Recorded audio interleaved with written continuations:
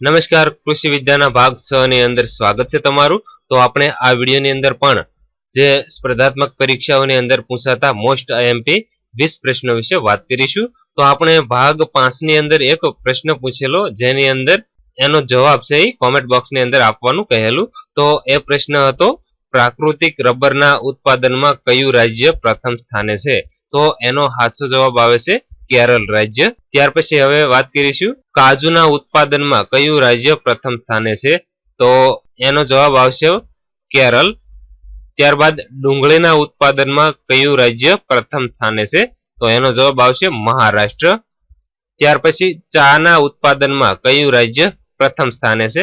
તો એનો જવાબ આવશે આસામ. ત્યાર પછી લીચીના ઉત્પાદનમાં કયું રાજ્ય પ્રથમ સ્થાને છે? તો એનો જવાબ આવશે બિહાર. ત્યાર પછી બટાકાના ઉત્પાદનમાં કયું રાજ્ય પ્રથમ સ્થાને છે? તો એનો જવાબ આવશે ઉત્તર પ્રદેશ. ત્યાર પછી કપાસના ઉત્પાદનમાં કયું રાજ્ય પ્રથમ સ્થાને છે? તો એનો જવાબ આવશે ગુજરાત. ત્યાર પછી કયું ફળ ફળોના રાજા ગણાય છે? તો એનો જવાબ આવશે કેરી. ત્યાર પછી કોને મસાલાની રાણી કહેવામાં આવે છે? તો એનો જવાબ આવશે ઇલાયચી.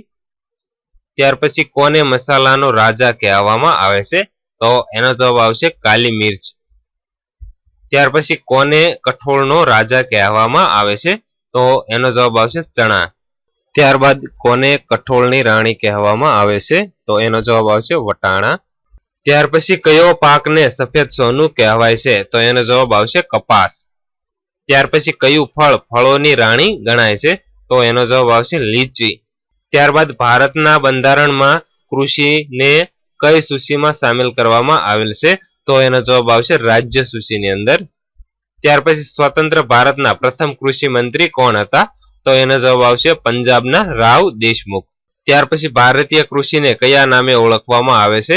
તો એનો જવાબ આવશે ચોમાસાનો જુગાર. ત્યાર પછી વિશ્વના સૌથી વધુ ખેતી યોગ્ય ભૂમિ ધરાવતા દેશોમાં ભારતનું સ્થાન કેટલામું છે?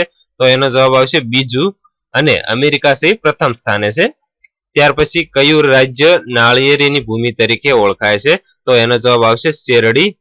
ત્યાર પછી કયું રાજ્ય સફરજનની ભૂમિ તરીકે ઓળખાય છે? તો એનો જવાબ આવશે હિમાચલ પ્રદેશ. તો હવે આપણે આ વિડીયોનો છેલ્લા પ્રશ્ન વિશે વાત કરીશું જેનો જવાબ તમારે કોમેન્ટ બોક્સની અંદર આપવાનો રહેશે. તો એનો પ્રશ્ન છે કયું રાજ્ય ભારતનો અન્નનો ભંડાર ગણાય છે?